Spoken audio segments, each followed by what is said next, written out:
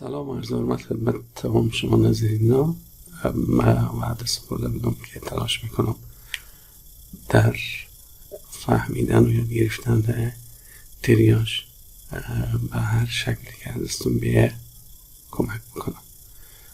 این ویدیو یک قسمتی از همون تلاشه و امیدوارم که دیده بشه و یک مقدار چیزایی اگر به صورت حضوری نتونستیم به هم برسیم و هم صحبت بکنیم به اینجا از طریق از این ویدیو مکررن شما ببینید. در این ویدیو به دلیل زمان کوتاهی که من میخوایم در خدمت شما باشم بسیاری از نوشته‌ها میگذارم به شما میتونید که به سر نوشته‌ها پاوز بکنین و اونا رو بخونین و بعد ادامه رو ببینید. ساده ترین تعریف از تریاج اینه که خیلی خیلی ساده بدون اینکه به موضوع تخصصی بریم شما یک تعداد از علائم خاص تهدید کننده حیات رو بشناسین، بعد همین علائم تهدید کننده حیات در مراجعه کننده که به شما آماده جستجو بکنین و بعد وقتی دریافتین اونها را به صف طوری تنظیم بکنین که خطر زیادی متوجه از اون نباشه و قابل تحمل و از اون انتظار کشیدن باشه. تمام مسئله تریاج بر سر همین تعریف استواره. میتودهای مختلف در دنیا برای تریاج کردن وجود داره، شکی نداشته باشین. میتودی هم که اینجا ما انتخاب کردیم و میخواییم با هم به ارتباط از او چیزایی یاد بگیریم میتود ساتس است یا ساوت افریکن تریاج سکیل. ما باید ابتدا از شدیدترین و وخیمترین حالات مریض که مراجعه کرده را فرض بکنیم، بعد هر قدم ما باید از طرف شدید به طرف آهسته آهسته به طرف خفیف شدن برای تا اینکه خطرات محکم شد. همطوری که میبینین به تصویر ما در ابتدا به طرف مراجعه کننده میبینیم علائم اضطراری داره یا نداره و حتی گاهی هم اگر مشکوک میشیم پرسان میکنیم و میبینیم که آیا شکایتی داره یا نداره. در این قسمت شما دو راهی دارین، یکی یا بله هست جواب یا نخیر. اگر جواب بله بود شما مریض مستقیما به احیای مجدد و ایمرجنسی میبرین و بلندترین مقام مرکزی خودترچنان قرار میده که برای احیای مجدد حتما صورت بگیره و سریع صورت بگیره. راه دیگه اینه که جواب نخیر است، یعنی علائم اضطراری وجود نداره. شما مریض در مرحله نارنجی انتقال میدین و اینجا باز یک تعداد از علائم به صورت مشخص وجود داره که اگر از این نوع وجود داشت قسمت بله را در نظر میگیرین و پیش میرین به اندازه گیری علائم حیاتی و مشخص کردن نمره تیوز. هر کدام از باکس هایی که شما رنگ سرخ، نارنجی، زرد میبینین اینا شامل لیست هایی که 5 یا 6 مورد داره که بعدا میایه و شما آگاه میشین که کدام موارد به صورت ساده، کدام موارد در خانواده سرخ است و کدام موارد در خانواده نارنجی و کدام موارد در خانواده زرد. ببینین مریضی که در خانواده سرخ قرار گرفت ما به یک مسیر دیگه میریم، به مسیر احیای مجدد و شدیدترین احتمامات برای این مریض در نظر میگیریم و جدیدترینه. در صورت نخیر مسیر ما تغییر میکنه و اگر از لیست نارنجی ها بله وجود داشت میریم فشار و علائم حیاتی را میبینیم و اگر نخیر بود میاییم ابتدا در گروه زرد جستجو میکنیم. اگر باز هم در گروه زرد چیزی را داشت اینجا لازمه که مریض یک بار ما در همین گروه ثبت بکنیم، یعنی تا زمانی که مریض زردی داشته باشیم ما اجازه نداریم هیچ گونه مریض سبز را به خدمات و به پیش دکتر بفرستیم. خب در صورتی که علائم زرد وجود داشت یا علائم زرد وجود نداشت، علائم حیاتی تعیین میشه و تیوز محاسبه میشه. بعدا ما شما میبینیم که تیوز چطور میتونیم محاسبه بکنیم. به اینجا در حقیقت محاسبه کردن تیوز باز دوباره یک بررسی دیگر بر ما فراهم میکنه که اگر نمره بالای مریض گرفت، این نمره پس دوباره دور بده مریض به طرف بخش ایحیا، یعنی پس دوباره این مریض رو ببره به طرف سرخ. و در غیر از اگر محاسبه تیوز نمره بیشتر از 7 نگرفت، باز هم امکانی که ما خطایی کرده باشیم یا مریض حالتی یا در جریان ادامه بررسی خرابتر شده باشه، در بررسی های تکمیلی اضافی که در اخیر میایه هم ما ممکنه یک دم متوجه بشیم که مریض به طرف وخامت شدید میره و پس باید انتقال پیدا بکنه به گروه سرخ. در بررسی های تکمیلی اگر در گروه سرخ قرار نگرفت، نمرات تیوز اینا 5 تا 6 بود، باز هم به اینجا نارنجی محاسبه میشه. با وجودی که ما یک بار از اینا عبور کردیم و بس ختم شده بود، اما بررسی تکمیلی میتونه پس دوباره همون رقمی که میتونه طرف سرخ برگردانه، میتونه نارنجی بکنه، میتونه زرد بکنه و میتونه سبز بکنه. اگر دقت کرده باشین در اینجا ما 5 مرحله داشتیم و در این 5 مرحله ما در ابتدا مرحله خطر بود، مرحله اول سرخ بود و به دلیل از اینکه اهمیت حیاتی از این مریضا بسیار زیاد است، اول اینا رو متوجه میشیم.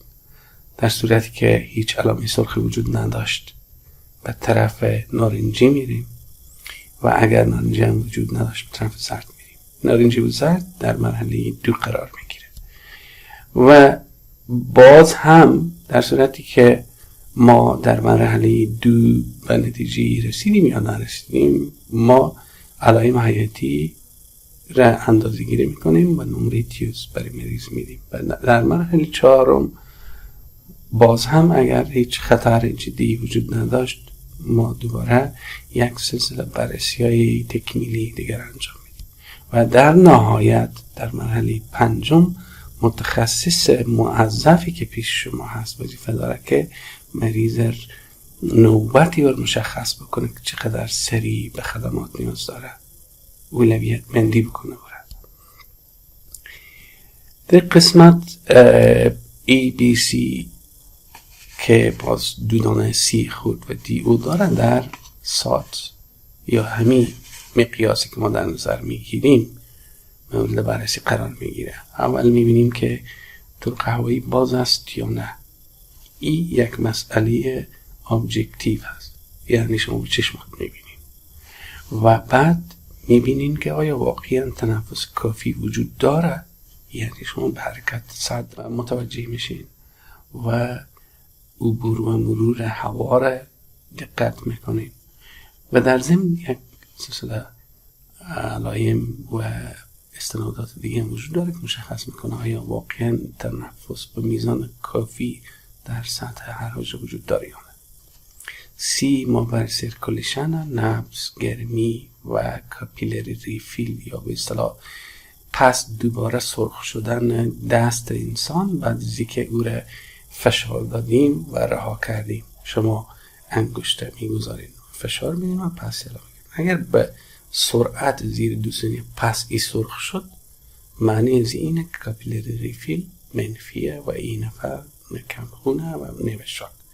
اما اگر این فشار دادیم و پس اعلام کردیم زود برطرف نشد و سفیدی به چشم شما ماند، باز هم این میتونیم که یا کم خون یا شاک مشکوک باشیم و اگر خیلی سلو بود حتما یا مریض کم خونه و یا به شاک شدید قرار داد. در قسمت دیهایدریشن هم ما اعراض میره داریم که اونا رو هم مشخصا برای شما با هم صحبت میکنیم. 2 تا 30 خورده ما، یکی کانولژن و یکی کومایه و در صورتی که اینا وجود نداشته باشه یا وجود داشته باشه هم ما در آخر ادرز هم یک چکی میکنیم آیا دیگه هم وجود داره یا نه. برای بررسی دقیق ای که مریض در کما هست یا نیست ما یک مقیاسی به نام اوپو داریم. در مقیاس اوپو ا بهترین حالت، یعنی مریض هوشیاره و به سوالات شما جواب میده. وی مریض به هوشیار نیه، ولی وقتی او را صدا میکنین و شما نشون میدین او به شما جواب میده. در پی مریض با وجود از اینکه شما صدا هم سرزو میکنین و شانه را هم شروع میدین باز هم جواب نمیده، این دفعه شما یک چیز تیزه یا یک فشار بسیار شدید بر روی بستر خون وارد میکنین و بعد میبینین که مریض جواب میده یا نه. در نهایت گاهی وقتا منظور ما از جواب خود جمع کردن هم هست. اگر در مقابل یک تنبیه دردناک مریض خود جمع کرد هم باز هم ما در مرحله پی او را نگه میداریم، مطلق او را انریسپانسیو نمیگیم. ولی اگر دیدیم که خصوصا هم به جانزو میخلانین و باز هم جواب نمیدن، در این صورت فکر کنیم که او به ایو است و ای آخرین مرحله کوماست و هیچ شعور وجود نداره در این حالت. ولی فراموش نکنیم که نبود شعور با شاک فرق داره. کمبود مایعات یا کمبود اکسیژن در دوران خون میتونه سبب ضعف و غش و افتادن بشه. اما یک نفر وقتی به طرف کما رفته و هیچ کدام از اینا رو نداره میتونه فشار خوبی داشته باشه، فشار خونش برابر باشه، نبض برابر باشه، ولی از نظر شعوری هیچ عکس العملی نداشته باشه. بنابراین این دوتا جداگانه در نظر بگیرید. شاک یا کمبود خون، کمبود مایعات، کمبود اکسیژن بحثی است که زیاد ربطی به شعور نداره. اما کما حالتیه که با وجود درست بودن دوران خون هم مریض میتونه سالها کما باشه. البته من 2 حرف دیگرم به اینجا که ABCDE ما پر کنه از میتودای دیگه اینجا نوشتم. دیسیبیلیتی یا میبینیم به چشم سر که جایش یک زخم کلان یا شکستگی کلان و چشم دیده میشه، او را چک میکنیم و بعد از هم در صورتی که چیز دیگه نیافتیم ولی بر مریض مشکوک بودیم لباس از رو بیرون میکنیم، او را اکسپوز میکنیم، میبینیم که پاتولوژی به کجاست. بعد از این مرحله که ما ABCDE را انجام میدیم باید بفهمیم که پس دوباره بر هر کدام از این مراحل چقدر ما وقت لازم داریم و چگونه باید او را مدیریت بکنیم. اونایی که در رنگ سرخ قرار میگیرن فوراً باید با متخصص بخش احیا اگر وجود نداشت، متخصص بخش عاجل اگر وجود نداشت، دکتر تیم باید موضوع در جریان قرار داده بشه و دکتر تیم در خدمت مریض قرار بگیره. اونایی که در رنگ نارنجی قرار میگیرن بستگی داره به تصمیم متخصص بخش عاجل یا دکتر امدی تیم. ولی همگی از یا بیشتر از 10 دقیقه نباید طول بکشه. در سرخ ما هیچ تسامحی در زمان نداریم، ولی نارنجی ها میتونه 10 دقیقه تحمل بکنن. زرد ها میتونن تا 1 ساعت تحمل داشته باشن و شما هم اجازه دارین تا 1 ساعت کارای از رو تکمیل کنین. ولی فراموش نکنین که تا زمانی که 1 سرخ در مجموعی از مراجعین شما وجود داره شما مریض نارنجی را دست نمیزنین، حتی اگر این نارنجی به هر حالتی هم میرسه تا ای که خود یا سرخ نشه. اگر 1 دانه مریض نارنجی دارین ولی 200 مریض زرد دارین باز هم شما حق از این ندارین که به مریض زرد خدمات بدین تا ای که نارنجی خلاص نمیشه. و اونایی که سبز غیر عاجله و میتونه که 4 ساعت در انتظار بمونه و تا در مواردی میتونین که در صورت که این موارد دیگه وجود داشته باشه اونا رو بفهمیم که برای روز بعدی به شما مراجعه بکنن. کسایی که سبز است. برای آبی ها کسایی است که متوفا میشن یا به مرکز صحی شما وفات میکنه یا قبل از رسیدن مرکز صحی شما فوت کرده، ولی اینا 2 ساعت شما زمان بیشتر ندارین که به مقامات و به امنیت و به حوزه و پلیس و جنایی خبر بدین. متوجه باشین اگر این از 2 ساعت بیشتر میشه هم باز شما رو میتونه به دردسر مواجه بکنه. به خاطر فهمیدن بهتر و علائم ما مریضای خود یا مراجعین خود به 2 گروه تقسیم میکنیم، اونایی که کاهلن و اونایی که کودکن.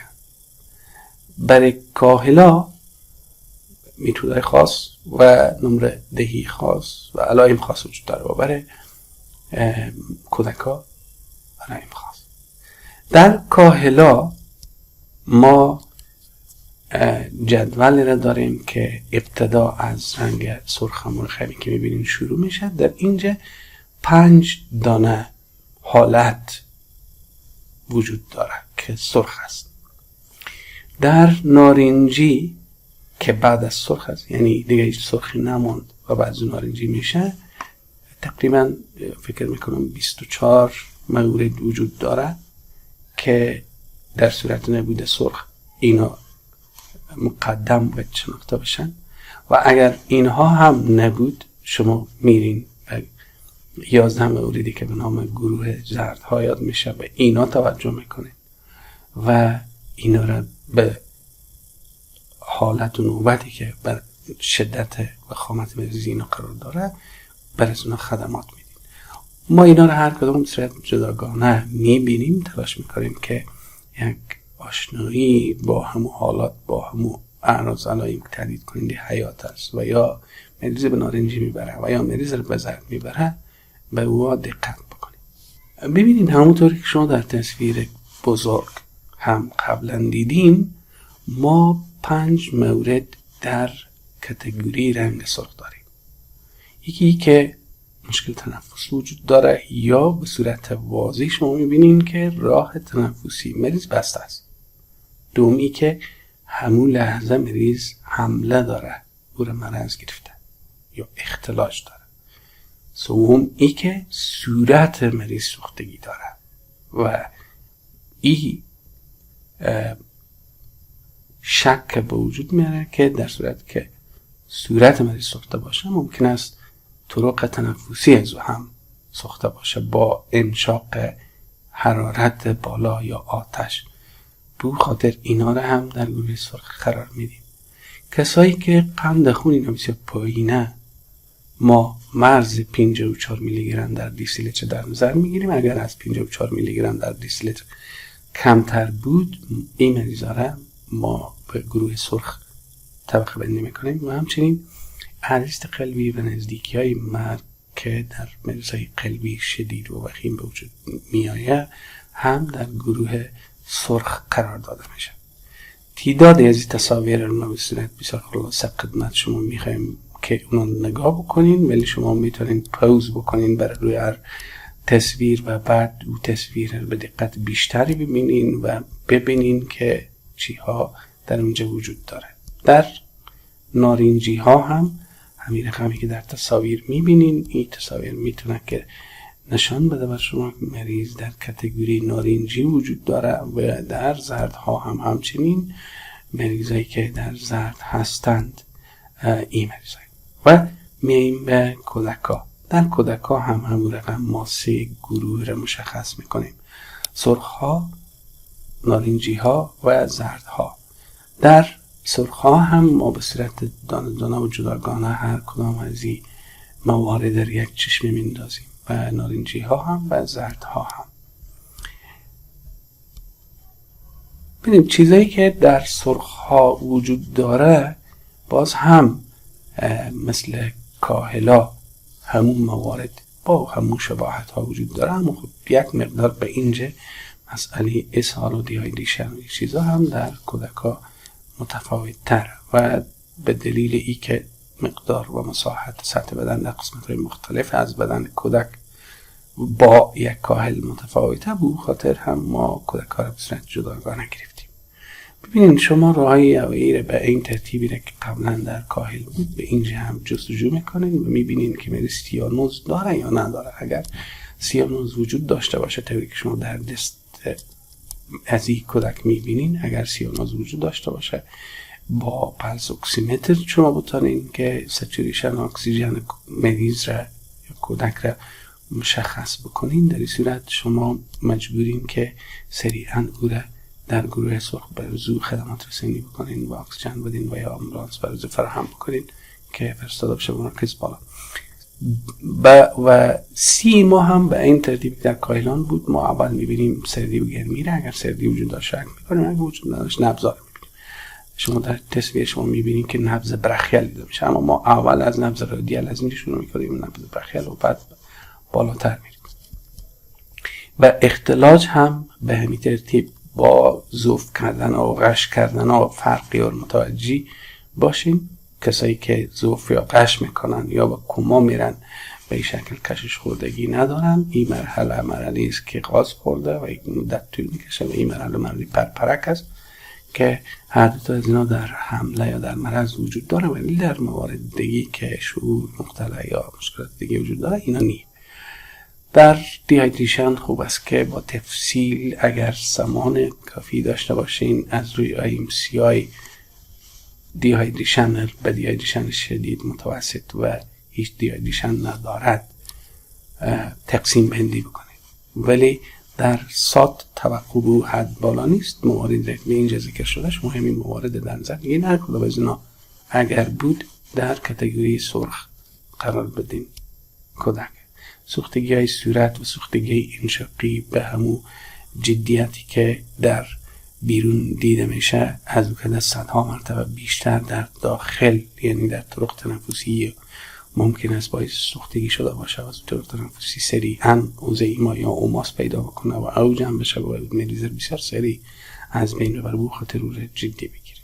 لکه های سرخ جدی بگیرین و ببینین که آیا با فشار دادن گلاس پس از بین میره یا نه.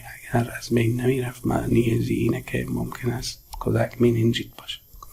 در نارنجی ها هم طفلای خیلی خواب آلود و گنسر در نظر بگیرین، به نارنجی بندازین. دوا خوردن به خصوص در کودک ها را خیلی جدی بگیرین. اگر حکایتی یا شکایتی از طرف والدین وجود داره که مقدار دوا را استفاده کرد خیلی سریع به او رسیدگی بکنین. ما هنوز در نارنجی کسایی که مشکلات موضعی فلج یا رشته‌های عصبی داره اینا رو هم در نارنجی ها قرار بدین، با وجودی که مشکل نامریزی اینا ممکن است کهنه باشه و از امروز نباشه. و ضربه خوردگی ها متوجه باشین که سوختگی هم در حقیقت یک نوع ضربه خوردگیه و سوختگی ها را ما هم از طریق تعیین مساحت سوختگی و هم از طریق مقدار ضخامت سوختگی تقسیم بندی میکنیم. ارقامی را که شما میبینین در هر ناحیه نشان میده که این ناحیه چند درصد از وجود را تشکیل میده. بنابراین اگر یک نفر آمده و پای راستی و سوخته، معنی و اینه که او 18% سوختگی داره.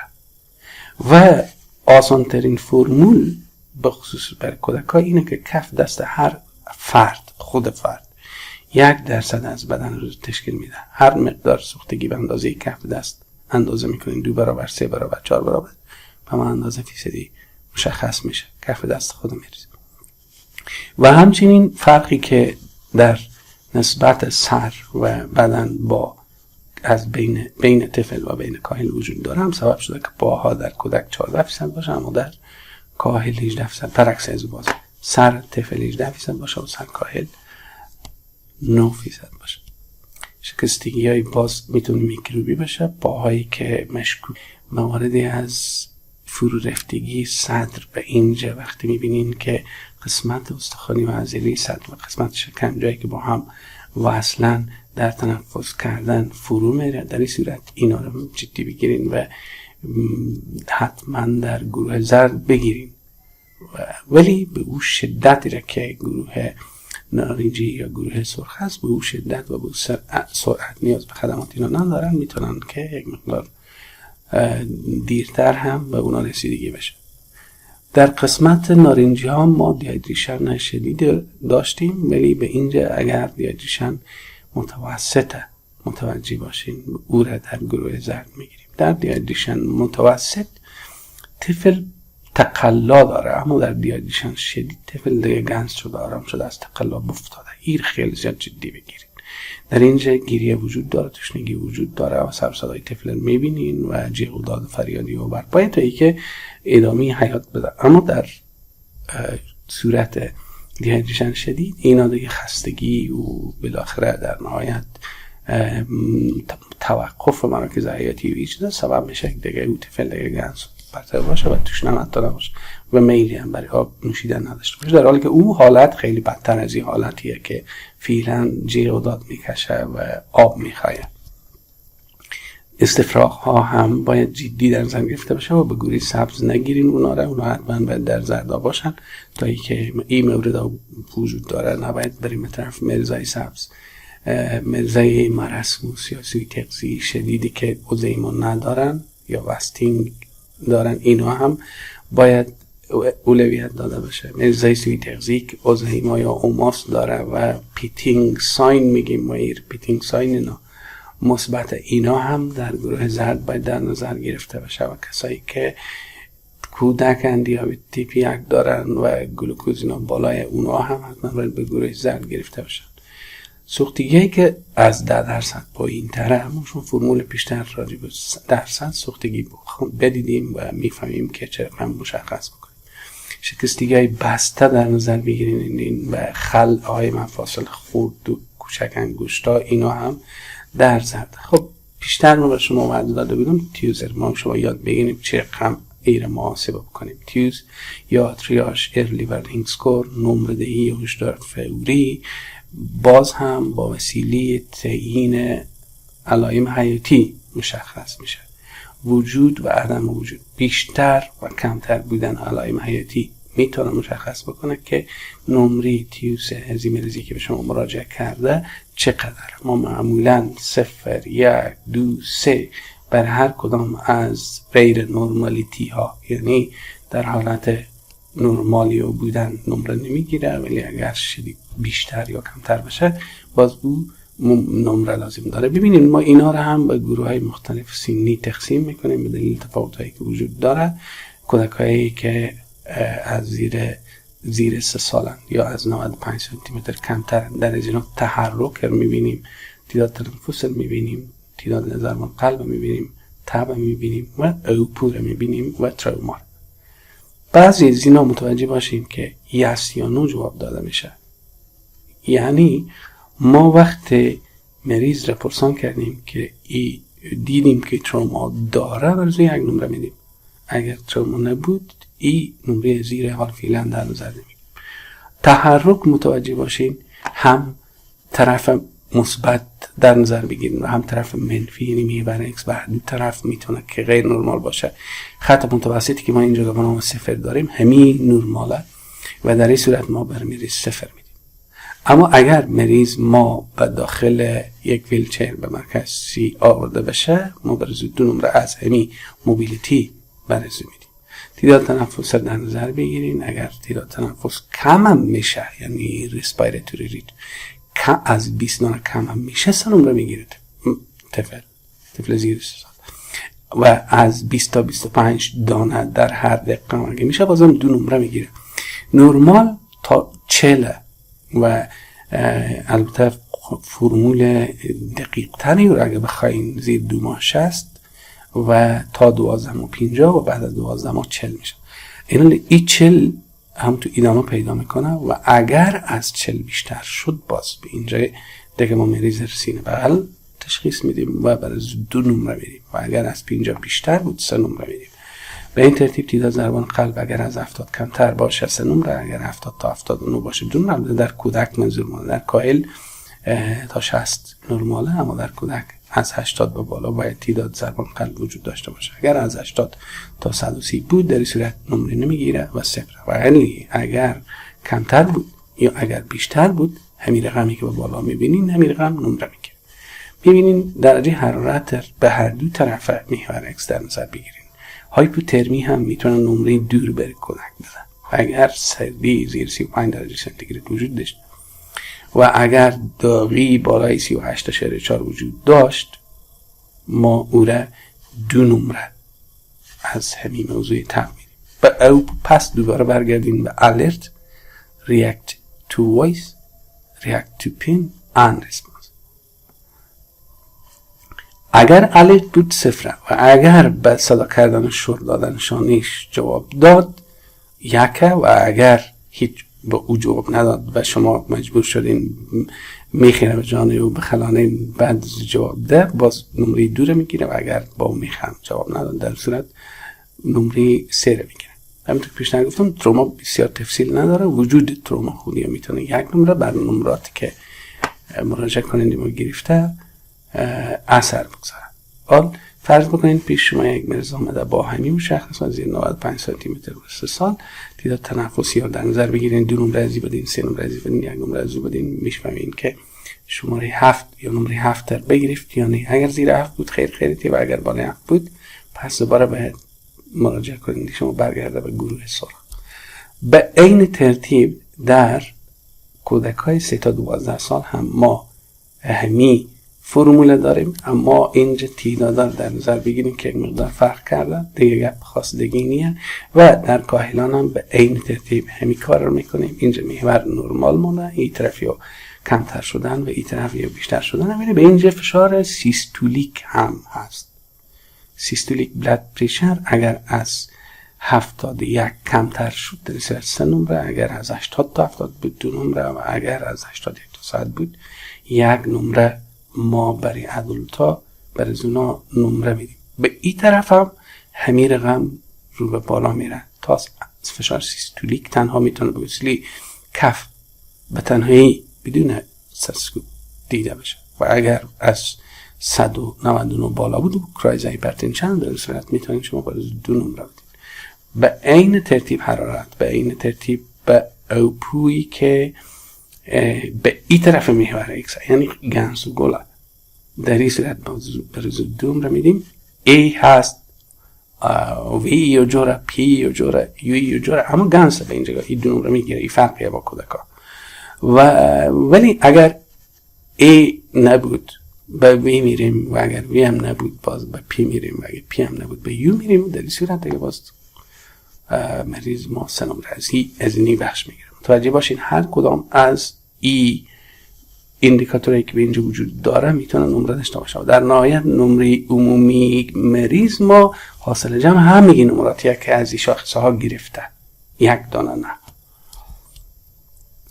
و در تحقیقات تکمیلی هم شما میتونین که همزمان با اینکه میبینین وضعیت چه رقمه یک اقدامات رو انجام بدین. کودکایی که درد داره، البته اسکیل درد هم فرمول داره و او هم در یک زمان مشخص انشالله با هم صحبت خود کردیم. در موضوع مورد تب ای کار بکنین، در هایپوترمی ای کار بکنین و اگر سال داره دفتن و آواریس برای شروع بکنین و به همین ترتیب مشکلات را که شما میبینین این اقدامات برای انجام میدین. اما در نهایت بازم به اینجا مسیر برزی که شما ایره به سرخ ها انتقال بدین مریض باز هم ممکنه که زمینی وجود داشته باشه. به خاطر ایره هم در نظر بگیرید.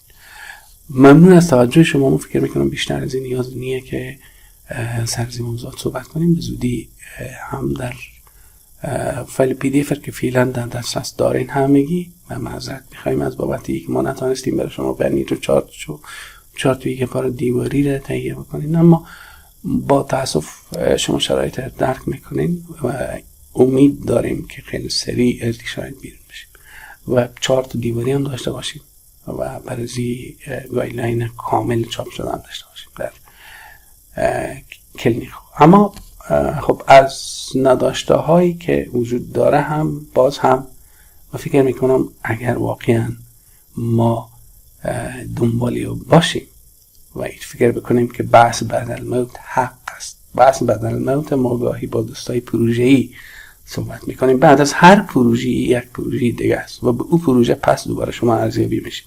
به اونجا به اشکال مختلف ارزیابی میشین. هم از نظر درایت و مدیریت و کاریزما خیلی مهمه که پای برای گفتن داشته باشیم، یعنی چیزایی رو از این پروژه یاد گرفته باشیم که باز به پروژه انتقال بدیم و هم برای رسیدن به هدف دریافت یک وظیفه. بنابراین در هر کار پروژه‌ای در نظر داشته باشیم که بعضی پروژه دیگه است و این دانش پس دوباره از ما میخواد بنابراین یاد بگیریم اینا رو و اینا رو همونجا باز داشته باشیم.